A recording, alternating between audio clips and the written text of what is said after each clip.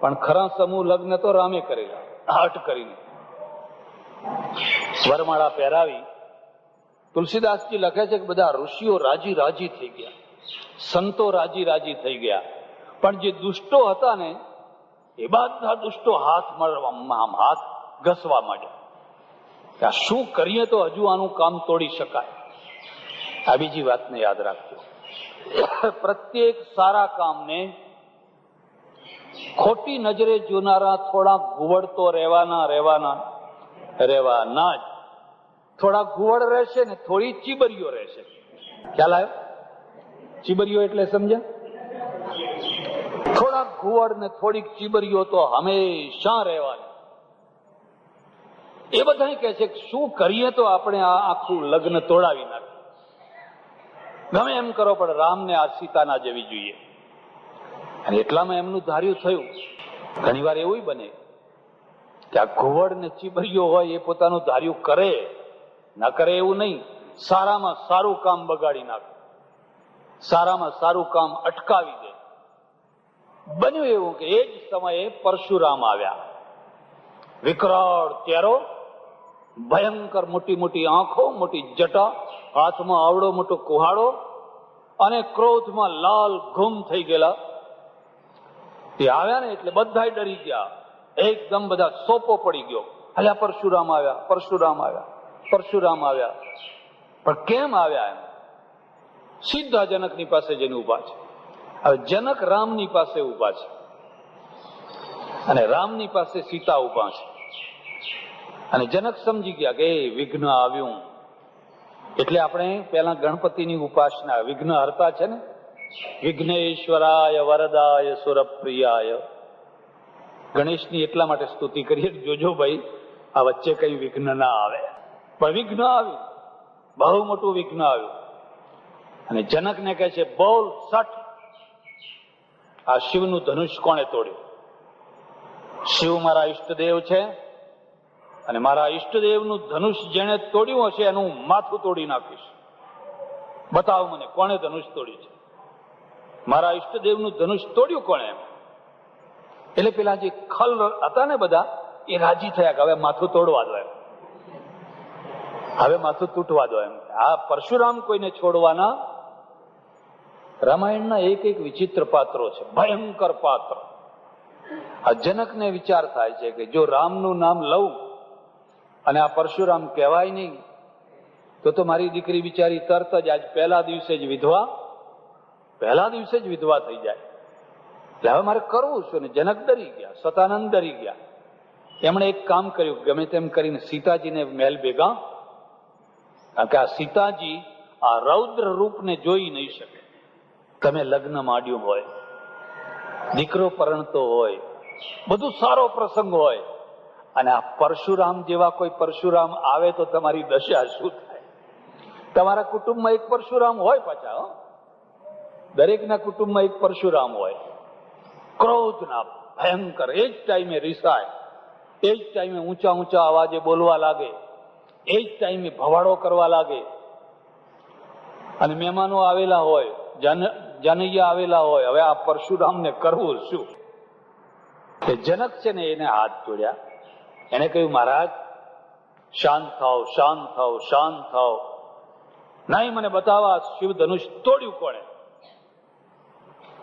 એટલે રામે વિચાર કર્યો કે આ જનક આનો જવાબ નહીં આપી શકે અને હવે જવાબદારી મારી થઈ ગઈ છે. એટલે રામે બહુ સરળતાથી કહ્યું, હોય હે કોઈ એક દાસ તુમ્હારા. આ શિવ ધનુષને તોડનાર કોઈને કોઈ તમારો દાસ હશે, કોઈ બીજા કોઈની તાકાત. મારો દાસ આવું કામ કરે? મારા ઈષ્ટદેવનું ધનુષ તોડ્યું? એ દાસ હોય કે જે હોય, આજે એનું માથું કાપી નાખીશ. એટલે વધારે પડતું બોલવા લાગ્યા, ઉગ્ર થઈને. એટલે લક્ષ્મણ પછી બોલવા લાગ્યા. તો લક્ષ્મણનો સંવાદ તમારે બહુ જોવા જેવો છે. લક્ષ્મણે કહ્યું કે હે વિપ્રદેવ, હે વિપ્ર, હે બ્રાહ્મણ દેવ, હવે આ સડી ગયેલું જૂનું પુરાણું ભંગાર જેવું થઈ ગયેલું ધનુષ તૂટી ગયું તો તૂટી ગયું. એમાં આટલો બધો મોહ શું ને આટલો બધો ક્રોધ શું? પેલા તો અગ્નિમાં જેમ ઘી પડ્યું હોય ને મને વિપ્ર કહે છે, મને બ્રાહ્મણ કહે છે, મને ખબર છે હું કેવો બ્રાહ્મણ છું. 21 વાર મેં આ ક્ષત્રિયોનો નાશ કરેલો છે. અને પેલી ધાર ઘસે, આમ પેલી કુહાડાની ધાર કરીને એ ધાર આમ તૈયાર કરે. એ લક્ષ્મણ એને વધારે ચડાવે, બહુ શાંતિથી, પણ એવું બોલે ને પરશુરામને હાડો હાડ લાગી જાય. અરે લો ને, હવે અમે તમને બીજું ધનુષ લાવી આપીએ જો આટલો બધો તમારે મોહ હોય. બહુ ભયંકર સંવાદ થયો, અને એ સંવાદને પણ સમજવા જેવો છે. રામ પાછું થોડુંક અરે ગુરુજી, આ તો નાનો બાળક છે. બર્રે બાલક એક સ્વભાવ. બર્રે એટલે પેલી હાખાડઈ હોય ને એને બર્રે કહે. હાખાડઈને છેડાય ખરી, એને છંછેડાય નહીં. એમાં જુવાન છોકરા હોય એમને છંછેડાય નહીં, એ બરાબર છે. હાખાડઈને છેડો તો શું થાય? પાછળ પડીને કઈડે. બર્રે બાલક એક સ્વભાવ. આ તો છોકરા જેવા છે, નાનું છોકરું છે, ગમે એમ બોલે. એટલે પરશુરામ પાછા રામ ઉપર ક્રોધ ઉતારે. તું સઠ કેમ બોલતો નથી કે આ શિવ ધનુષ કોણે તોડ્યું છે? હવે કેવું કેવી રીતે મેં તોડ્યું છે, કેવી રીતે કેવું? અને પેલા ખલ રાજાઓ છે ને એ બધા ખુશ થઈ રહ્યા છે કે હવે બરાબર મજા. આ નિયમ છે દુનિયામાં. સારું થાય તો સંત રાજી થાય, અને ખરાબ થાય તો ખલ રાજી થાય. ખલ પુરુષો રાજી થઈ જાય, બરાબર જામી છે. જામવા દો, જઈને ઉબાડિયું કરો, થોડુંક પેટ્રોલ છાંટી આવો, અને પરશુરામને કહો થવા દો આગળ, બરાબર થઈ રહ્યું છે. રામે જોયું ઘણો ટાઈમ લાગી ગયો, અને હવે પરશુરામને વધારે છંછેડવા જેવા. એટલે રામે એક ગુપ્ત વાત એમને કહી દીધી. પરશુરામ, એ રામ છે પાછા, જરા યાદ કરો, કોઈ જૂની વાત યાદ કરો. અને પરશુરામને થોડું ભાન થયું. રામ રમાપતિ કરધનુ લેવું, ખેંચત ચાપ મીટે સંદેહુ. પોતાના ખભા ઉપર જે ધનુષ હતું ને એ ધનુષ આપ્યું. ધનુષ છે ને એની પણસ ઉતારેલી હંમેશા રખાય. ચડાવેલી રાખો ને તો ધનુષ છે એની સ્થિતિ સ્થાપકતા ખલાસ થઈ જાય. કાયમ ચડાવેલું રાખો તો પછી એવું ને એવું થાય, પછી જોઈએ એવું બળ ના કરી શકે. રામ રમાપતિ કરધનુ લેવું, આ ધનુષ લો. ખેંચત ચાપ મીટે સંદેહુ, અને તમે એને બરાબર ખેંચીને ઉપર ચડાવો તો મારો સંદેહ મટી જાય. શિવે કહેલું પરશુરામને, જો યાદ રાખ, કોઈ એક સમય આવશે અને એ સમયમાં જે માણસ મારા આ ધનુષને તોડશે એની પીછાણ એ છે કે તારું ધનુષનું ચાંપ ચડાવી આપશે. તો એમ સમજજે કોઈ દિવ્ય પુરુષ છે. ને રામે ધનુષ લીધું, ફાટ દઈને આમ ખેંચ્યું ને ચડાવી દીધું. ભલભલાથી ના ચડે, એટલી મજબૂત હોય કે આમ જોર કરીને થાકી જાવ તો ના ચડે. અને જ્યાં એને ચાંપ ચડાવી અને પછી પરશુરામ ઢીલા થઈ ગયા. મને માફ કરો, હું તમને ઓળખી શક્યો. આ તુલસી રામાયણની કથા છે, વાલ્મીકી રામાયણની નથી. તુલસી રામાયણનું આખું કેન્દ્ર શું છે? એ રામ અવતાર છે. અને અવતારપણાને સિદ્ધ કરવા માટે આ પરશુરામ બીજો અવતાર છે. બે અવતાર છે તે પરશુરામને અહીં લાવ્યા છે. ને પરશુરામનો મોહ ભંગ બતાવ્યો, એમ સાબિત કર્યું કે આ રામ અવતાર છે. અને પછી રામ ગુણ ગાતા ગાતા ગાતા ગાતા ગાતા પરશુરામ ચાલ્યા ગયા. પરશુરામ ચાલ્યા ગયા એટલે બધા સંત ખુશ થઈ ગયા, ઋષિ મુનિ બધા રાજી થઈ ગયા. અને પેલા ખલ પુરુષો હતા એ બધા દુખી થઈ ગયા. અરે આ તો ગયા, હવે બીજા કોઈને લાવો, પાછા બીજા કોઈને લાવો. સજ્જનો, આ શિવ ધનુષને થોડું સમજવા જેવું છે. પહેલી વાત તો એ છે કે શિવ ધનુષ એટલે શું? આ વાંસનું બનાવેલું ધનુષ, વાંસમાંથી બનાવેલું જે ધનુષ હોય એને તમે શિવ ધનુષ માનો છો? અને વાંસનું બનાવેલું ધનુષ હોય તો આ આવડા મોટા મોટા રાજાઓ એને હલાવી કેમ ના શક્યા? તુલસીદાસજીએ તો ત્યાં સુધી લખ્યું છે, ભૂપ સહસ દસ એક અહીં બારા, લગે ઉઠાવન ટરઈ નટારા. જયારે બધા રાજાઓ હાર્યા, થાક્યા, અને પેલું ધનુષ જરાય ડગમગ ન થયું, 10,000 રાજાઓ ભેગા થઈને એને ઉપાડવા લાગ્યા. ભૂપ સહસ 10 એક અહીં 12. 10,000 રાજાઓ એને ઉંચકવા લાગ્યા. લગે ઉઠાવન ટરઈ ન ટારા. પણ પેલું શંભુનું ધનુષ હતું ને જરાય આગુ પાછું ન થયું. હવે અહીંથી સમાજની રચના આવી. તુલસી રામાયણનું જજમેન્ટ છે ને, સ્ટેટમેન્ટ છે ને, બહુ મહત્વનું છે. કથા મહત્વની નથી, કથાના ઉપરના સ્ટેટમેન્ટ મહત્વના છે. તુલસીદાસ લખે છે, ડગઈન શંભુ સરાસન કૈસે. આ શંભુનું જે શિવનું ધનુષ છે એ કેમ ડગતું નથી? કોઈ ઉપમા આપો, કોઈ ઉપમા આપો. કોના જેવું આ અડગ છે? ડગઈન શંભુ સરાસન કૈસે, કામી બચન સતી મન જૈસે. આ સમાજ રચના છે, આ સ્ટેટમેન્ટ છે. કોઈ અત્યંત કામી પુરુષ હોય, કોઈ અત્યંત લંપટ પુરુષ હોય, અત્યંત લોલુપ પુરુષ હોય, અને કોઈ સતી સ્ત્રી છે એને લલચાવે, હું તને આ લાવી આપું ને, હું તને આ લાવી આપું ને, હું તને આ લાવી આપું ને. જશમા ઓડણને સિદ્ધરાજે લલચાવી, તને સોનાના પલંગ આપું ને, હિંડોળા ખાટ આપું ને. કામી બચન સતી મન જૈસે. તો સતીના મનને જેમ કામી પુરુષના વાક્યો લલચાવી ન શકે, ડગાવી ન શકે, એવી રીતે આ શંભુ સરાસન ડગતું નથી. આ ઉપમા છે, આ સ્ટેટમેન્ટ છે. અને એમાંથી એક આખી કથાનો ભાર ઉભો કરી દીધો.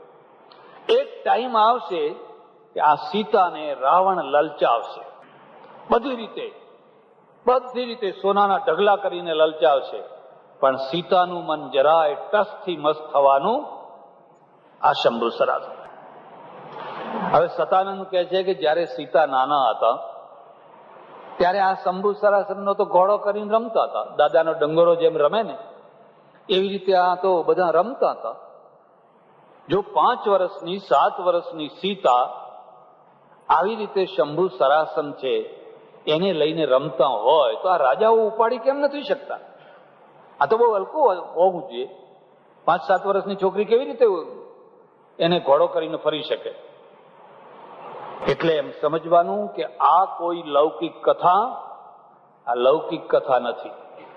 ત્રીજી વાત, રામે શિવનું ધનુષ ઉપાડ્યું હોય તો ઉપાડવાની વાત હતી, ખસેડવાની વાત હતી.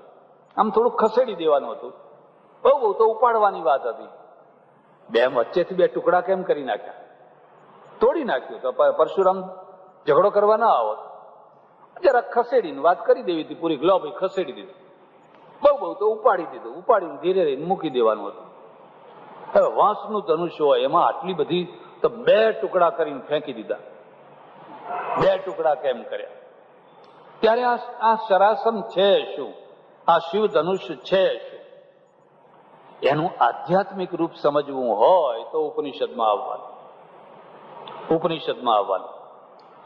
અમારે ઉપનિષદમાં લખ્યું છે, પ્રણવો ધનુ શરો યાત્મા બ્રહ્મ તલ્લક્ષમુચ્યતે. પ્રણવ જે ઓમકાર છે ને એ ધનુષ છે. ઓમકારનો જે આમ તગડો છે ને એને જોજો તમે, ધનુષ જેવો દેખાય છે કે નહીં? આપણે જો ઓમ લખીએ ને એમાંનો જે પહેલો તગડો છે, પ્રણવો ધનુ શરો યાત્મા. એના ઉપર જે બાણ ચડાવવાનું છે એ શું છે? એ તમારું મન છે, એ બાણ છે. બ્રહ્મત લક્ષ્ય મુચ્યતે. અને લક્ષ્ય શું વિધવાનું છે? લક્ષ્ય વિધવાનું છે બ્રહ્મ, પરમાત્મા. આ પ્રણવ રૂપી ધનુષ ઉપર મનરૂપી આત્માને ચડાવીને બરાબર લક્ષ્ય લઈને કોઈ વિંધે તો એને બ્રહ્મરૂપી પ્રાપ્તિ થઈ જાય. જરા તુલના કરજો. મહાભારતમાં ધનુષ પરીક્ષા છે. દ્રોણાચાર્ય પરીક્ષા માંડી છે. કૌરવો પાંડવો બધાને ભેગા કર્યા, પોતાના વિદ્યાર્થીઓને, અને પછી કહ્યું કે આજ તમારા ધનુર્વિદ્યાની પરીક્ષા લેવાની છે. દુર્યોધનને કહ્યું, ચાલ તળાવ. પેલા સામે જે વૃક્ષ દેખાય એ વૃક્ષની બખોલમાં પક્ષી છે અને પક્ષીની આંખ વીંધવાની છે. એ દુર્યોધને ધનુષ ઉપર બાણ ચડાવ્યું અને પછી પૂછ્યું, બોલ તને શું દેખાય છે? એટલે દુર્યોધને કહ્યું, મને તો વૃક્ષ દેખાય છે, આજુબાજુના બીજા ઝાડ દેખાય છે, તમે દેખાવ છો, આ બધા ઉભેલાય દેખાય છે, બધું દેખાય છે. એટલે દ્રોણાચાર્ય માથું પટક્યું, મૂકી દે એક તરફ. પછી બીજાને, ત્રીજાને, ચોથાને, પાંચમાને, તમને શું દેખાય છે બતાવો. તો કોઈએ કહ્યું કે અમને એકલું ઝાડ જ દેખાય છે. પછી છેવટમાં અર્જુનનો વારો આવ્યો. અર્જુનને પૂછ્યું, તને શું દેખાય છે? એટલે એને કહ્યું, મને કોઈ ચીજ દેખાતી નથી, ખાલી ઝાડ દેખાય છે. બરાબર જો. હવે શું દેખાય છે? એટલે હવે કહે છે, મને ખાલી પક્ષી જ દેખાય છે. હવે બરાબર જો તને શું દેખાય છે? હવે મને પક્ષીની આંખ જ દેખાય છે. તમે નથી દેખાતા, બાજુના ઝાડ નથી દેખાતા, પેલા ઝાડ નથી દેખાતા, પક્ષીની આંખ સિવાય મને બીજું કાંઈ દેખાતું નથી. દ્રોણે કહ્યું, બાણ છોડ.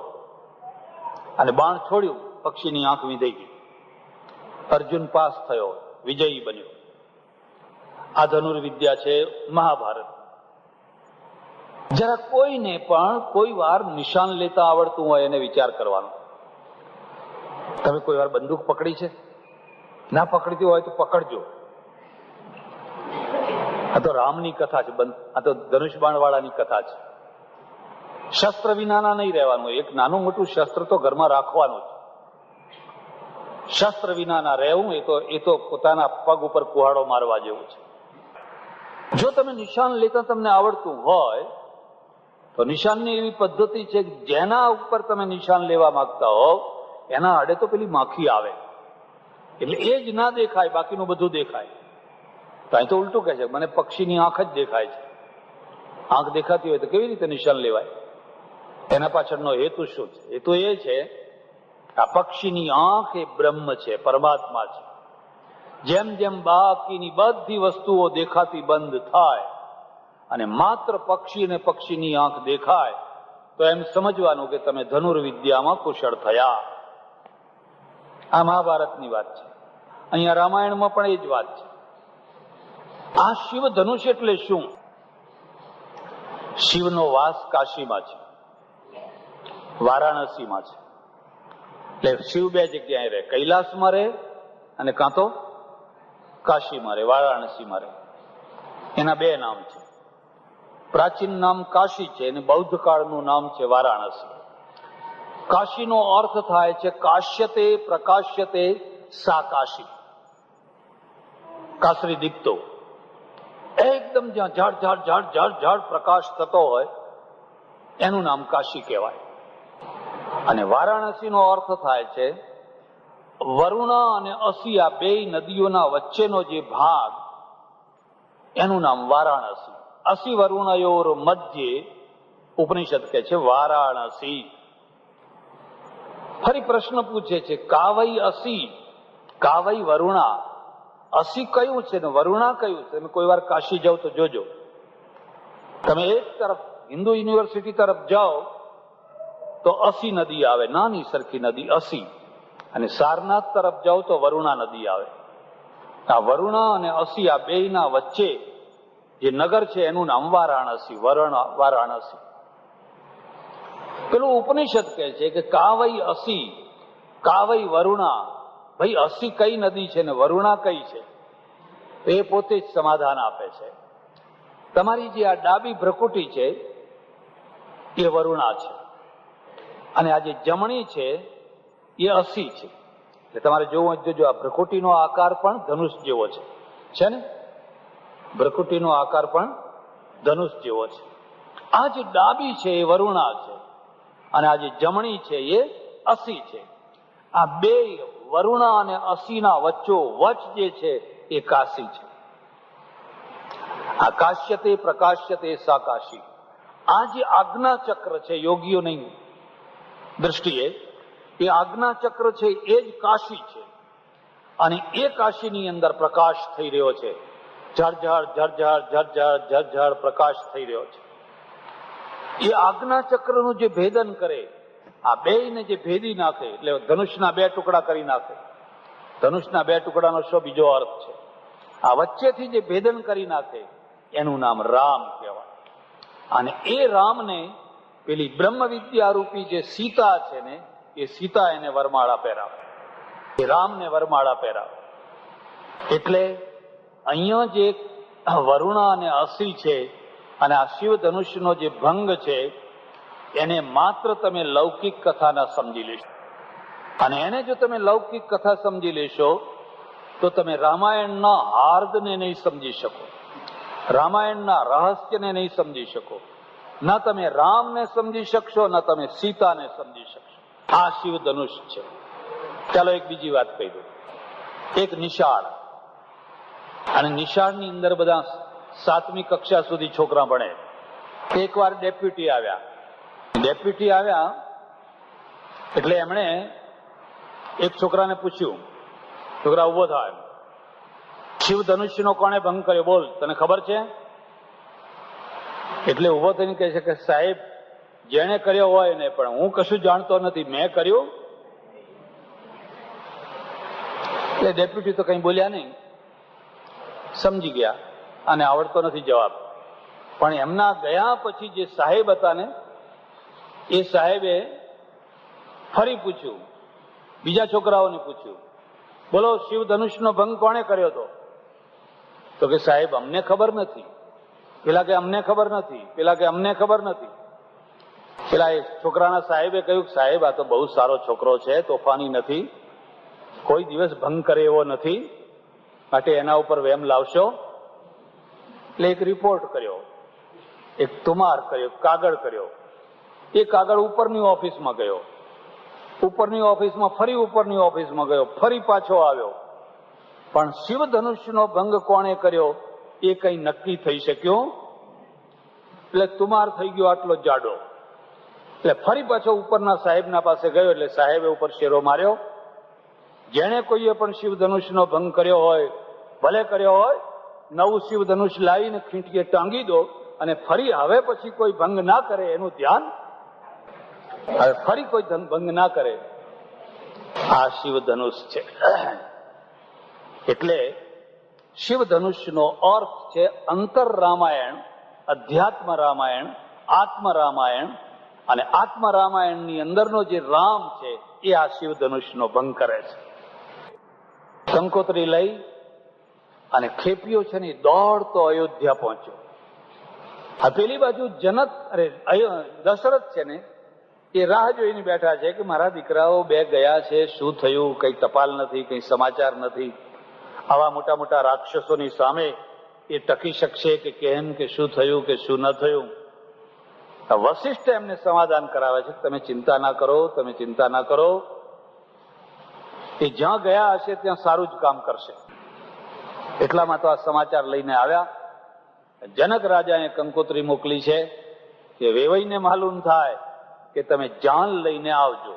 એમાં 2 મૂર્તિયા તો અહીં છે જ, હવે બાકીના 2 છે એમને લઈને વહેલા આવજો.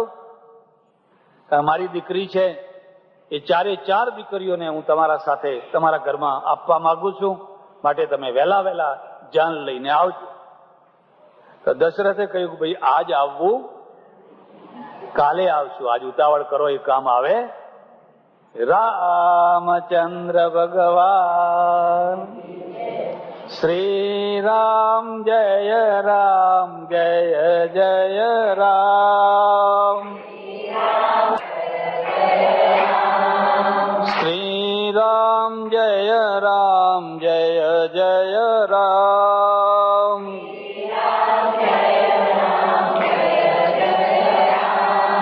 શ્રી રામ, જય રામ, જય જય રામ.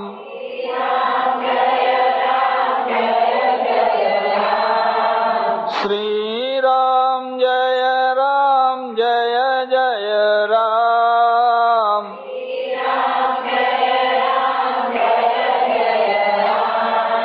શ્રી રામ, જય રામ, જય જય રામ.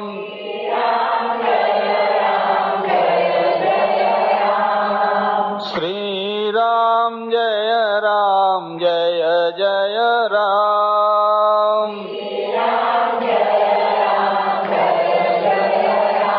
રામચંદ્ર રામચંદ્ર ભગવાન કી જય.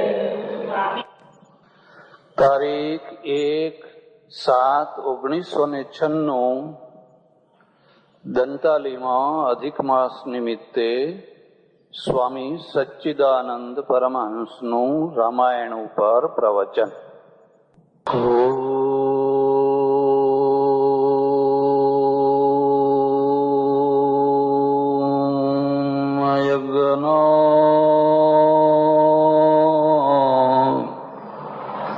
તિમિરાંધસ્ય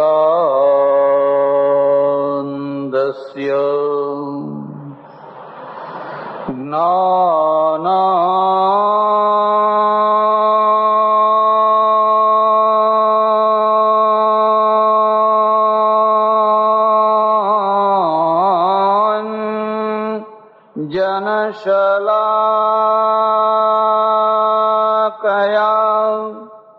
ચક્ષુરુન્મીલિતં યેન તસ્મૈ શ્રી ગુરવે નમઃ. મૂકં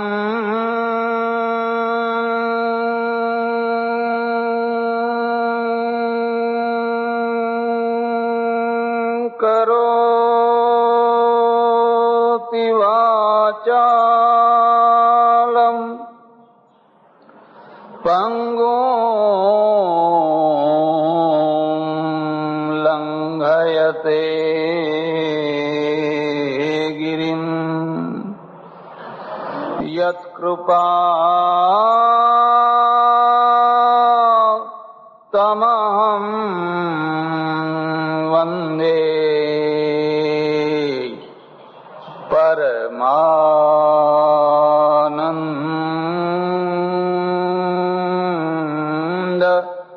માધવમ. કૃષ્ણ કનૈયા રામચંદ્ર ભગવાન ઉમાપતિ મહાદેવ પવન સુત હનુમાન કી સનાતન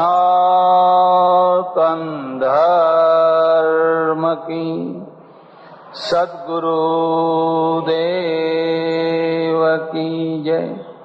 વૈદ્યનાથ મહાદેવ નમઃ. પાર્વતી પતે હર હર મહાદેવ હર.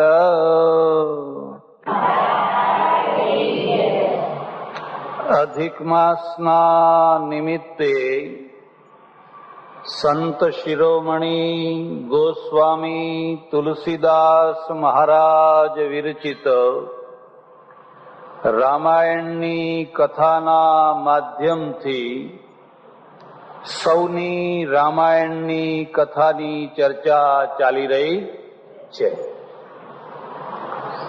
એક પછી એક ઘટનાઓ નો ક્રમ ચાલતા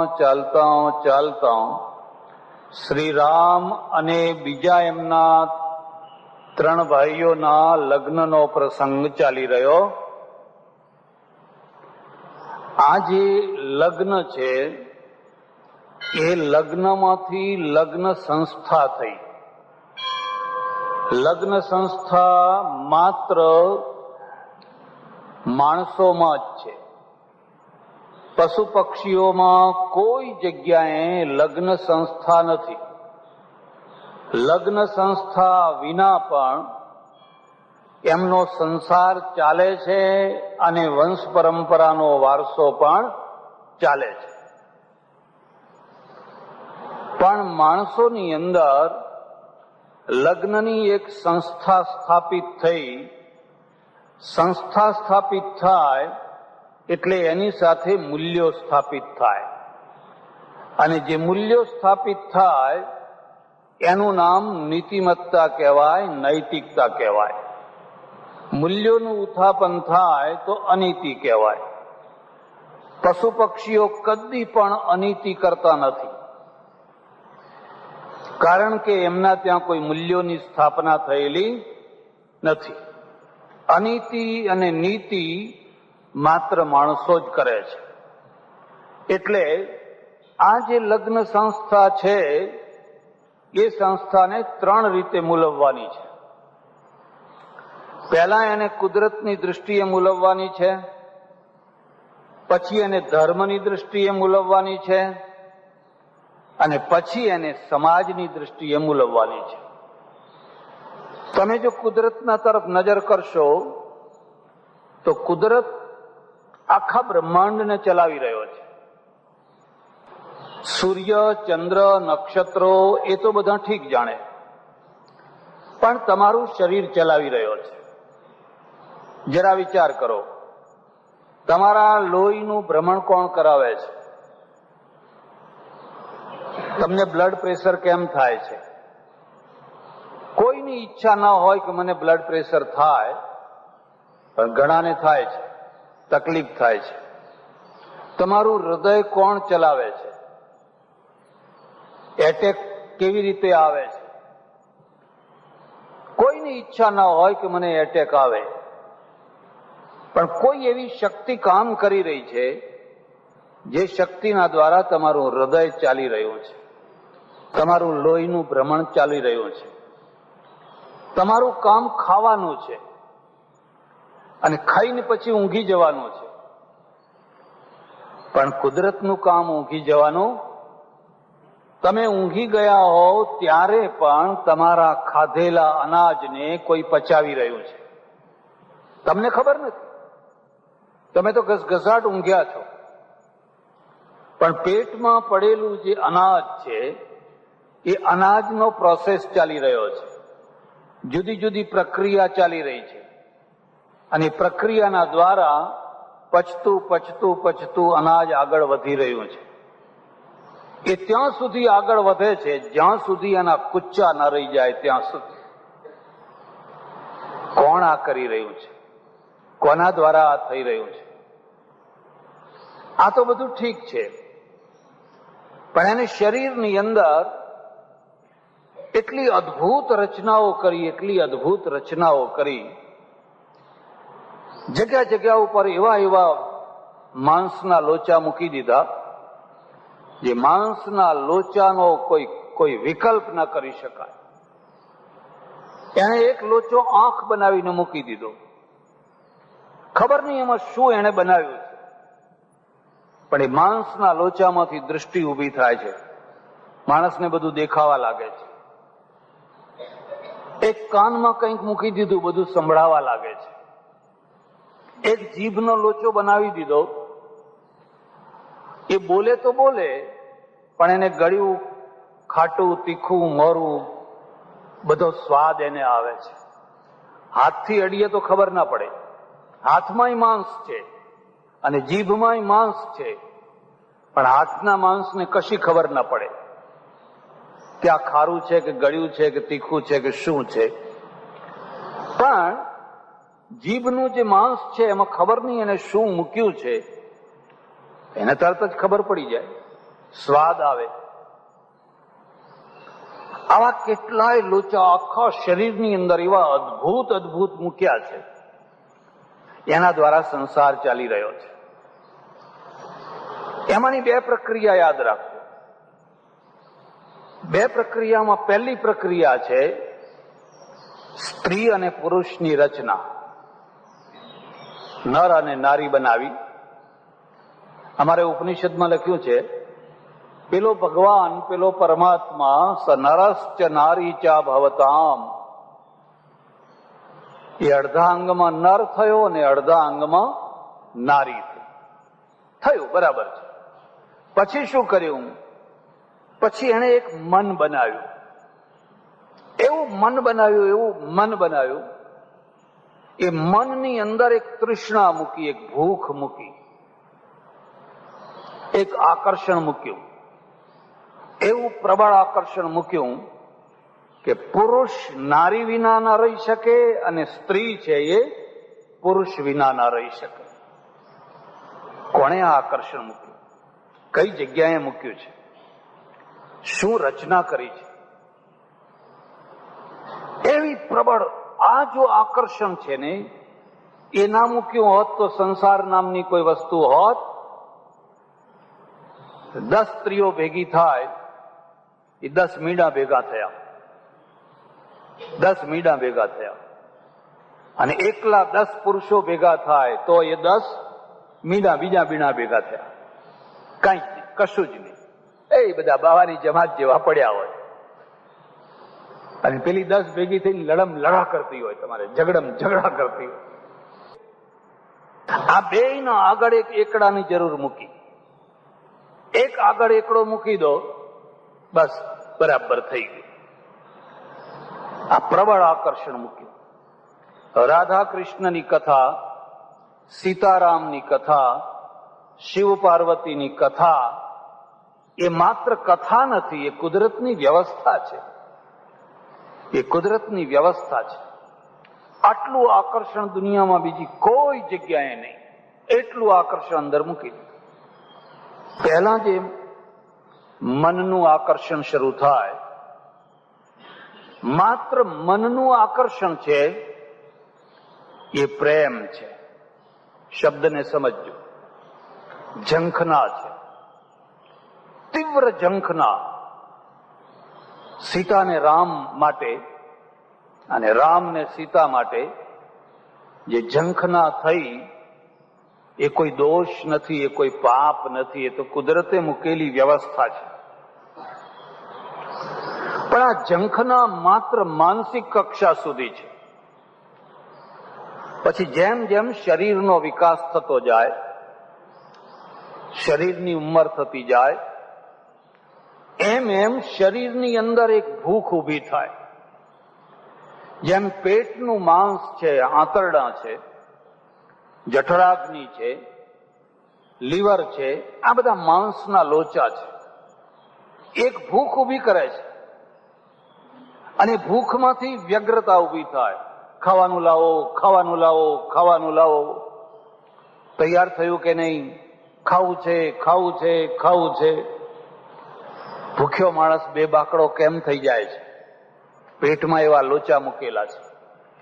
પરમેશ્વરે એવી રચના કરી છે કે તમે મોટા યોગી હોવ, મોટા મુનિ હોવ, મોટા ધ્યાની હોવ, મોટા જ્ઞાની હોવ, પણ ભૂખ લાગે ત્યારે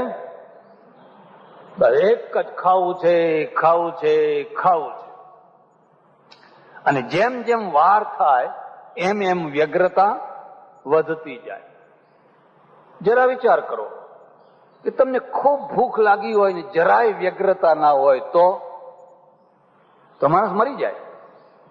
તમને ખૂબ તરસ લાગી હોય અને જરાય વ્યગ્ર ના થતી હોય, પાણી પીધું તોય વાહ વાહ અને ના પીધું તોય, એ તો બધું કથામાં બોલવાનું. તરસ લાગી હોય ત્યારે ખબર, પાણી લાવો, પાણી લાવો, પાણી લાવો. હું વૃંદાવનમાં રહું, અમે એક આશ્રમમાં બધા 15-20 સાધુઓ રહીએ, એક બ્રહ્મચારી પણ રહે. અમે બધા બપોરે અન્ન ક્ષેત્રમાં જમવા જઈએ. આશ્રમ ખુલ્લો, દરવાજા વિનાનો આશ્રમ. આશ્રમમાં કોઈ દરવાજો નહીં, એટલે છુટ્ટી મૂકેલી, રખડતી, ભટકતી, નકામી ગાયો આશ્રમમાં આવીને બેસે ઝાડ નીચે. એમાં એક ગાયને કોઈ મારેલું, આટલો મોટો ઘા પડેલો, બધું માંસ દેખાય. તો કાગડા એને હેરાન કરે. કાગડા આવીને ઘા ઉપર ચાંચો મારે ને એને કોચે. એટલે મારા મનમાં એમ થયું કે આપણે એને કંઈક રીબાતી ઓછી કરીએ. એટલે હું એના ઉપર માટી ચોપડું, પાટો બાંધું, કાગડાથી બચે. तो हमारे पेला ब्रह्मचारी जी के क्या करते हैं, ये सब अपना अपना भोग भोग रहे हैं, ये सब गए जन्म का अपना अपना सब भोग भोग रहे हैं, भोगने दो, ये क्या कर रहे हैं आप। અજ્ઞાન રીતે સારું છે, પણ જ્ઞાન જયારે અજ્ઞાન રીતે છવાઈ જાય તો એનાથી ભૂંડું દુનિયામાં બીજું કઈ નથી. હું કશું બોલું નહીં. એક દિવસ બન્યું એવું, એ બ્રહ્મચારીજીને તાવ ચડ્યો, બહુ તાવ ચડ્યો, અને બૂમો પાડે, પાણી પિલાઓ, પાણી પિલાઓ, મર રહા હું, દૈયા દૈયા દૈયા. એટલે હું જઈને એમના રૂમના બારણે ઉંબરા આગળ ઉભો રહ્યો વચ્ચોવચ્ચ. મને કે દેખ ક્યાં રહે, પાણી પિલાઓ, મેં મર રહા હું. તો મેં કહ્યું ગયે જન્મ કા ભોગ ભોગ રહ્યો, ભોગ લો સબ, ગયે જન્મ કા ભોગ ભોગ રહ્યો. અરે મજાક મત કરો, મજાક મત કરો. આ વાતને સમજજો.